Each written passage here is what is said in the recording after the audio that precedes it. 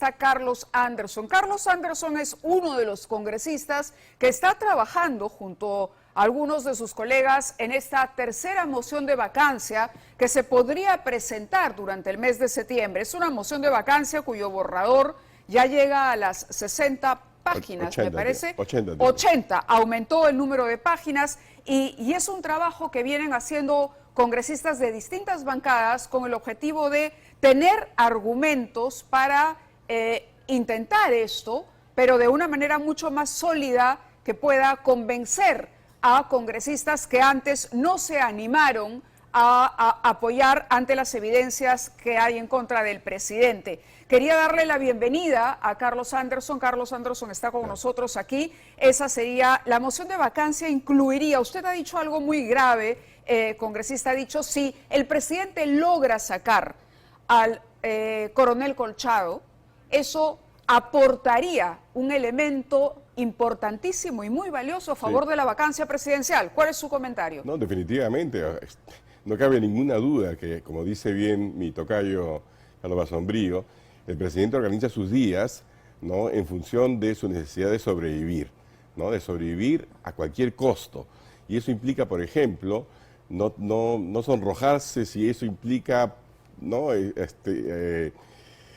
impedir el curso normal de la justicia, ¿no? Pero ¿por qué la salida de Colchado, que pasaría por la inspectoría, por una decisión de inspectoría de la policía, podría llevar a ser causal de vacancia del presidente? A ver, lo que pasa es que no es, eso es una raya más en algo que es todo un continuo de hechos, que tenemos 13 meses, ¿no?, donde hemos visto, primero, hechos que no se conocían muy bien en Breña, estaban medio ocultos, sospechábamos, luego más revelaciones y finalmente su secretario personal, ministro que son todo el entorno. Y ahora último, lo que pasa es que, perdón, ¿qué infracción cometería el presidente si es que Colchado sale, si es que hay alguna infracción? Porque él ha hecho cambios, en efecto, el inspector general. Es uso y abuso de su poder presidencial, porque una cosa es que cualquier ciudadano pues puede efectivamente denunciar a un policía, ¿no?, que ha actuado de manera equivocada, pero aquí lo que tenemos es un policía, el coronel, que ha actuado de acuerdo con un mandato judicial, que ha ido a un lugar que no es sacrosanto, que tampoco está protegido de manera constitucional ni nada por el estilo, porque el que tiene, digamos, protección es él como presidente, no el Palacio de Gobierno, ¿verdad? Es decir, que no ha hecho nada fuera de lo que se podría esperar, digamos, de un buen funcionario policial, pero él está haciendo uso de su poder, ¿no?, para influir en que se le castigue, porque no dice, por favor, investigue. Claro, pero en términos formales, ¿quién dispondría la separación? Me informan por un año, incluso podría tardar el proceso de investigación en contra de Colchado, por un año podría suspendérsele del ejercicio de sus funciones. Sería formalmente la Policía Nacional, no sería el presidente. Sí, pero la Policía Nacional, después de un cambio dictado por el presidente, ¿no es cierto? Porque él cambia, es como que yo juego un partido de fútbol y decido pues que voy a cambiar el árbitro porque ya sé que, ¿no?, para que me favorezca uno y le pongo al otro lado también, cambio el arquero, o sea, yo soy el que dispongo para ganar, pues, ¿no? Y es lo que está haciendo aquí, en este caso. Antes de preguntarle a Carlos Basombrío sobre cuál es el impacto en la policía, han pasado cosas importantes, Carlos, estos 2 días. La ausencia del presidente en la ceremonia de Santa Rosa de Lima, que es patrona de la Policía Nacional, este proyecto de ley en el que se pretende determinar que el 30 de agosto sea además el Día de los Desaparecidos durante los años 80 y 2000, etcétera. Le quisiera plantear la pregunta de cuál es el impacto que tiene y el peor error o la falta que usted cree está cometiendo Castillo para con la institución policial. Mientras lo dejo unos segundos, escuchemos lo que ha dicho hoy un congresista precisamente con relación a Harvey Colchado, el congresista Pasión Dávila, que habló justamente de este autosecuestro y de las denuncias que hay en contra de este coronel, que repetimos es la piedra en el zapato del gobierno. Exacto. Acabo de presentar un documento ante la Comisión de Fiscalización para invitar a la fiscal de la Nación, a la coordinadora de equipo especial de la Fiscalía de la Nación y al general Colchado. ¿Con qué objetivo? Si nosotros queremos hacer una investigación, tenemos que ser personas intachables. El general Colchado tiene una denuncia por autosecuestro que ha desfalcado de 630,000 soles, lo cual está en la investigación en la Inspectoría de la Policía Nacional del Perú. Teniendo esos antecedentes, no puede haber una autoridad que investiga, en este caso, al presidente de la República. Eso es lo que ha dicho el congresista Pasión Dávila, y le traslado la pregunta que habíamos hecho al exministro del Interior. Usted conoce muy bien a Pedro Castillo, lo conoce desde incluso la huelga magisterial en 2017. Carlos, ¿cuál cree usted es el mayor daño que podría infringir el presidente en este momento y en medio de estas investigaciones a la Policía Nacional como institución? Bueno, primero saludar al congresista Carlos Anderson, y me alegra mucho que esté involucrado en la preparación de la moción de vacancia, porque creo que es una persona muy articulada y que le puede dar una coherencia muy grande a esa moción. Gracias. En relación a la pregunta, yo creo que el daño ya está ocurriendo, Mávila. No es lo que le puede dar adicionalmente. Cambiar 5 comandos de la Policía Nacional en 13 meses, y probablemente quieran hacerlo de nuevo, porque el objetivo no era que esté este comandante, sino que esté el inspector como comandante, el actual inspector, pero para eso necesitaban una transición por temas técnicos de la ley. Claro. Entonces, en la cabeza de estos señores debe estar que hay un 6º comandante que sería el actual inspector, con lo cual la altísima inestabilidad en el mando policial genera consecuencias muy graves en la vida institucional, ¿no? Creo que es bastante evidente que una institución que es descabezada cada 2 o 3 meses por caprichos y por decisiones arbitrarias, no va a poder actuar y operar hacia afuera de su institución bien, ni hacia adentro de su institución. Ajá. Lo que hay es un clima en el mando policial de incertidumbre, desagrado. Como bien señalas, lo que ha ocurrido ayer, el día de Santa Rosa de Lima, que es un desaire a la policía, que creo que se debe al temor a la iglesia y a la policía. Un presidente que ya fue conminado a renunciar hace 28 de julio pasado por el cardenal, y ahora que podría haber sido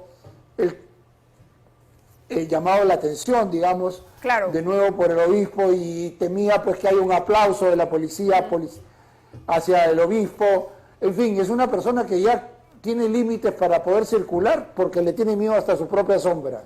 De acuerdo, muchísimas gracias. El daño es muy grande, hay mucha desmoralización. De acuerdo. Eso es muy importante, porque no se trata solo del presidente. Permanecemos con el congresista Anderson. Gracias a Carlos Basombrío por hacer este aporte al inicio del programa. Muy amable. Muchas gracias, Mávila. Gracias, hasta otra oportunidad. Hasta otra oportunidad. Hasta luego, congresista. Hasta luego. Bien, nos quedamos con el congresista Anderson. Lo que acaba de decir Carlos Basombrío es sumamente grave. Es decir, desconfía el presidente de la Iglesia Católica, desconfía de la institución policial, selecciona a las personas que va a poner. Claro. ¿Qué posibilidades de defensa tendría el señor Colchado a su alcance? Es decir, él podría, esto está vulnerando sus derechos. Mira, por supuesto que está vulnerando sus derechos. Es una pelea desigual, es Goliat contra David, ¿no? Va a tener que buscar alguna habeas corpus, algún recurso legal de esa naturaleza. Pero yo quería decir 2 cositas, ¿no? Por favor. Primero que está clara la estrategia nuevamente del presidente y sus aliados, ¿no? El premier hoy día se la ha pasado acusando de narcotraficantes prácticamente. Teníamos ese byte, sí, ha sido muy duro. Narcotraficantes, la fiscalía, los congresistas golpistas de lo peor. Se ríe en la cara de todo el mundo porque su hermano que está incumpliendo una norma, él que su tarea, caramba, sería hacer que se cumpla, ¿no? Dice, envidiosos, ¿no? Que sigan ganando sus millones, o sea, como si nada, realmente una frescura increíble. Y luego lo de mi colega, el congresista Pasión Dávila, pues es el típico ataque, como dicen, ad hominem, ¿no? A la persona. ¿Es un pedido, diría usted, del gobierno que le haya dicho algo así? Todo esto está coordinado, esto no es casual, o sea, al señor Dávila no se le ocurre estas cosas así nada más. Es para desacreditar, ¿no? A quien te acusa. No, porque tú no tienes argumentos para rebatirlo, ¿no? Perfecto. Lo último. El 12 de septiembre debería ser el día para recordar entonces a los desaparecidos. ¿Por qué? Porque es el día de San Abimael Guzmán, ¿no? El día que lo capturaron. ¿Por qué no ponemos ese día en lugar del 30 que ya está ocupado por Santa Rosita? ¿No es cierto? ¿No te parece? Así que, señor presidente, señor primer ministro, ahí tiene una fecha alternativa. Pero tendría más sentido para eso. Vamos con una nota que hemos preparado, que Alonso Dávila ha preparado, precisamente porque el gobierno, de corroborarse, por supuesto, la hipótesis de la Fiscalía, la tesis fiscal, habría recurrido a una modalidad que ya hemos visto en gobiernos anteriores, es decir, crear un marco legal en el que se justifique la urgencia, la necesidad de inyectar o de destinar recursos para una cantidad de obras en determinados lugares. Si bien es cierto, nuestro país tiene muchas necesidades, se ha hablado bastante de un decreto de urgencia en particular que habría facilitado precisamente el desembolso de dinero para Anguía y de alguna manera habría servido de base para armar esta lista y este tinglado de licitaciones irregulares. ¿De qué trata ese decreto de urgencia y cómo funciona este mecanismo? Es la nota de Alonso Dávila. Un decreto de urgencia firmado por Pedro Castillo que debería haber promovido la inversión y el financiamiento de obras de saneamiento e infraestructura para resguardar la economía frente a la crisis generada por la pandemia, habría sido utilizado por Castillo, según la Fiscalía, para direccionar obras a los municipios de Anguía, Chachapoyas, Chadín y Cajatambo. Que los presupuestos lleguen a los rincones más lejanos del país. Este decreto de urgencia tan cuestionado autorizó la transferencia de millonarias cantidades. El Ministerio de Economía derivó más de 34 millones de soles al Ministerio de Vivienda, pero también a los gobiernos locales seleccionados derivó más de 48 millones de soles. De esta última cifra, 9.6 millones fueron directamente a la municipalidad de Anguía. El tercer pueblo más pobre del país, lejos de beneficiarse con las obras, terminó siendo el epicentro de la corrupción de este gobierno. Los proyectos en las listas no estuvieron correctamente evaluados, se saltaron los criterios de priorización en varios de esos proyectos seleccionados y simplemente se elaboró una lista con criterios discrecionales. Cualquier decreto de urgencia debe ser debatido y aprobado por el Consejo de Ministros. Es por ello que Heiner Alvarado, ex titular de Vivienda, sostuvo ante la Fiscalía que este decreto cuestionado fue promovido por Pedro Franque, ex ministro de Economía, y la ex premier Mirta Vázquez. Sin embargo, fue desmentido por el acta de acuerdos que se emitió en el Consejo de Ministros del 23 de octubre del año pasado. Orden del día. La presente sesión tenía como tema de agenda el proyecto de decreto de urgencia propuesto por el Ministerio de Vivienda, Construcción y Saneamiento. Para las investigaciones fiscales, este decreto fue gestionado por Pedro Castillo y su entorno más cercano. Según el registro de llamadas al que accedió el equipo especial del Ministerio Público, se ha detectado una llamada clave de 41 segundos entre el presidente de la República y el entonces ministro de Vivienda, Heiner Alvarado, un día antes de la firma del decreto de urgencia 102/2021. Sí, esto es un inicio importante y por supuesto hay sistemas que identifican claramente estos indicios de manera usando una tecnología moderna. Por supuesto que son muy relevantes, porque reitero, se trata de delitos muy complejos que ocurren en las sombras, que ocurren detrás de los escenarios públicos, se valen de la noche, de la oscuridad, para desarrollar estos crímenes. Para el ex procurador Antonio Maldonado, este decreto de urgencia ha sido aprovechado por Castillo, su familia y sus amistades, y que solo ha jugado con la esperanza de los pueblos más necesitados. Se asemeja a otros decretos que han sido utilizados para cometer ilícitos en nuestro país. Es un acto vil y miserable y un delito grave. Y valerse de las angustias, de las necesidades de pueblos postergados, con un discurso además populachero de defensa del pueblo, merece aún un reproche mucho mayor. Esto pasó durante el gobierno de Fujimori, cuando, por ejemplo, en el contexto de una crisis internacional, alquiló unos helicópteros MI rusos a la misión de paz en el este de Timor, beneficiándose generales que hasta el día de hoy están prófugos de la justicia. Revelaciones que ponen al descubierto las verdaderas intenciones de Pedro Castillo en Palacio de Gobierno, presuntos hechos de corrupción que van en contra de las necesidades de los pueblos más olvidados del país.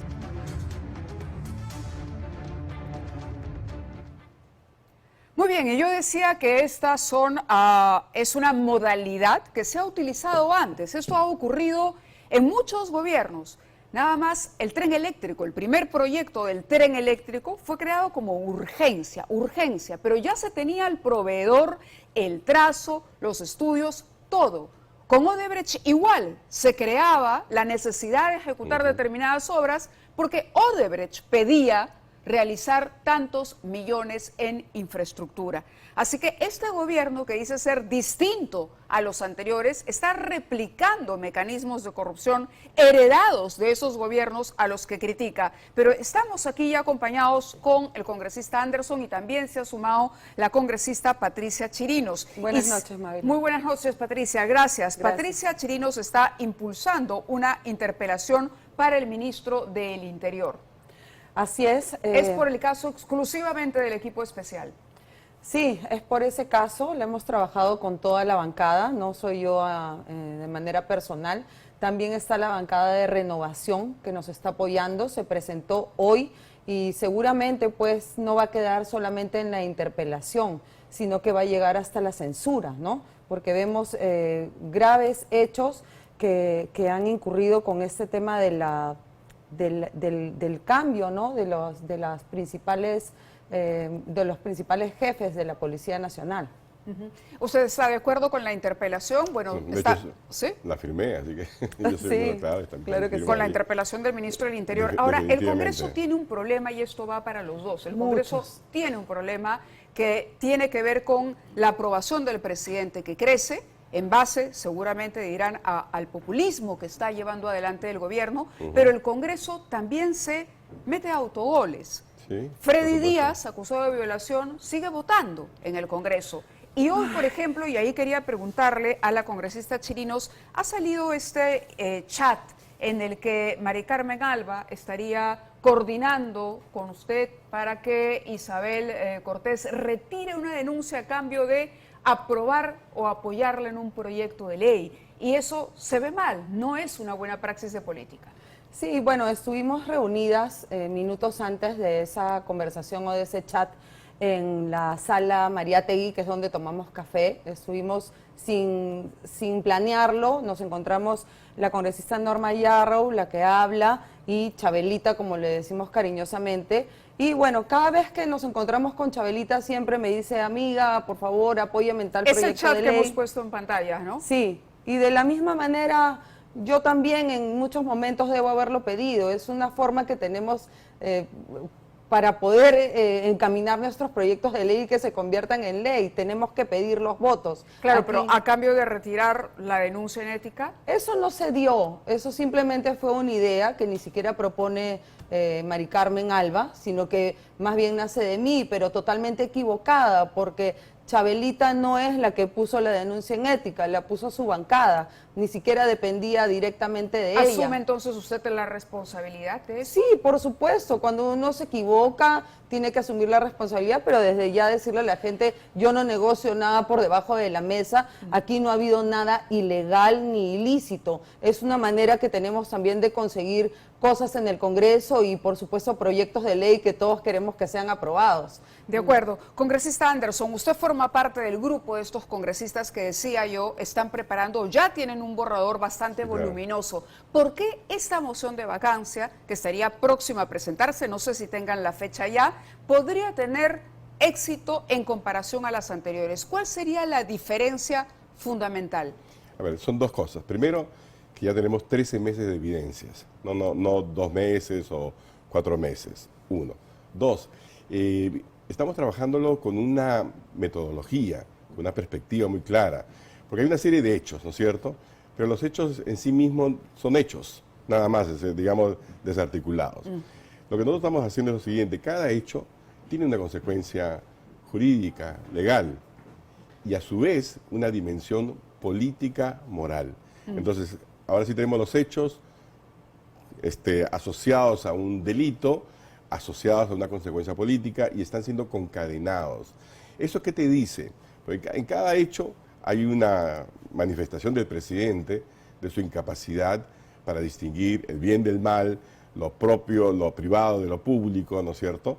Y uno diría, bueno, pero es un evento, ¿no? En este caso no fue capaz. ¿No? Digamos que, por ejemplo, en el caso del helicóptero para ir a tomar su sopa verde, ¿no? O caldo verde, no sé cómo se llama, ¿verdad? Pero bien rico el caldo verde. El caldo verde, a sus padres. Perfecto, voy a citar pero haciendo uso indebido de recursos, porque él no es el rey, no te olvides, él es un presidente. Un helicóptero tú no lo puedes utilizar para irte a tomar, ¿me entiendes? Un caldito, no es así. ¿No? Eso es un mal uso de los recursos del Estado, ¿no? Ok, pero uno diría, bueno, es un hecho, ¿no es cierto? Pero cuando uno eso lo lleva de la mano de todos. A la recurrencia, dice usted. A la recurrencia, a la concadenación de hechos, a la concadenación de delitos y la dimensión moral que todo esto te lleva. Entonces te llegas a la conclusión, mira, este señor no tiene arreglo, porque es incapaz, ¿no es cierto?, moralmente, de manera permanente. Esa es un poco la lógica, digamos, y la narrativa que se puede construir a partir de las evidencias, en realidad, ¿no? Es una forma de argumentar.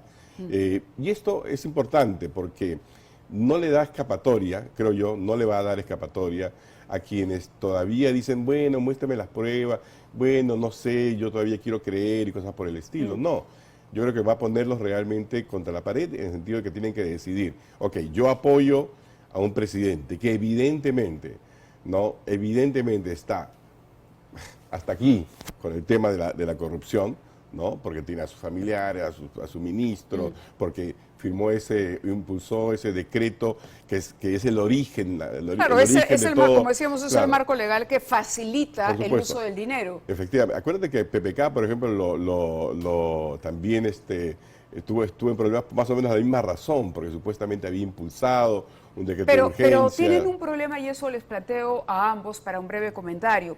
El problema es que el presidente, para los objetivos de la oposición, está subiendo en la aprobación.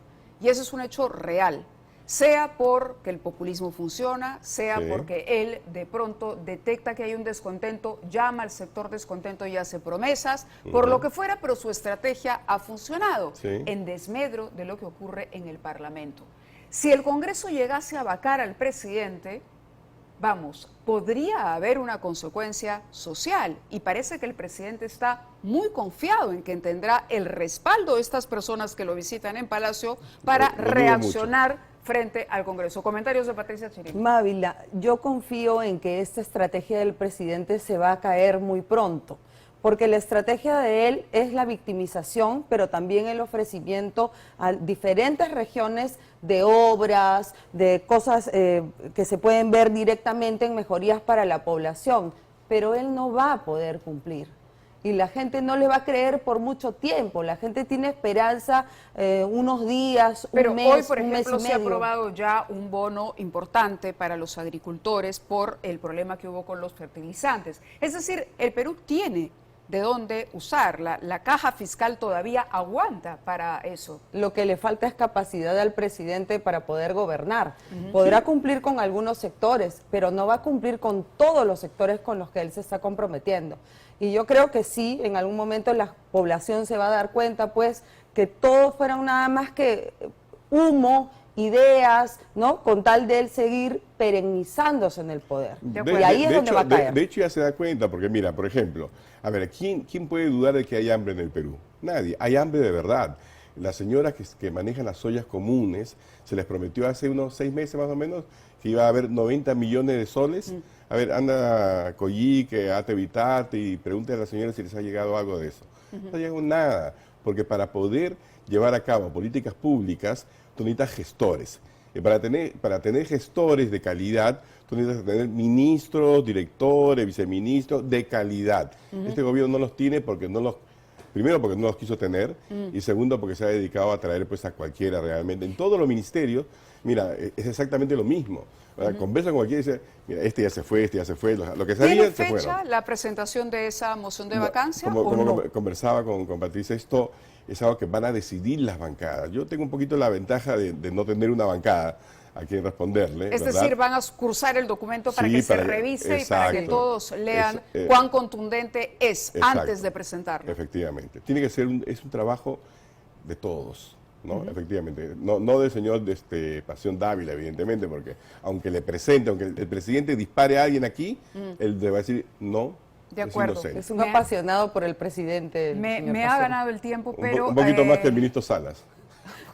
Nadie le gana a Salas, Mávila, él es el piquichón máximo. Vamos a esperar que venga porque el día de ayer también se comprometió con nosotros a atender a la invitación que le hicimos desde el programa, así que le plantearemos al ministro esas inquietudes. Gracias a ambos, hacemos una pausa y regresamos con más.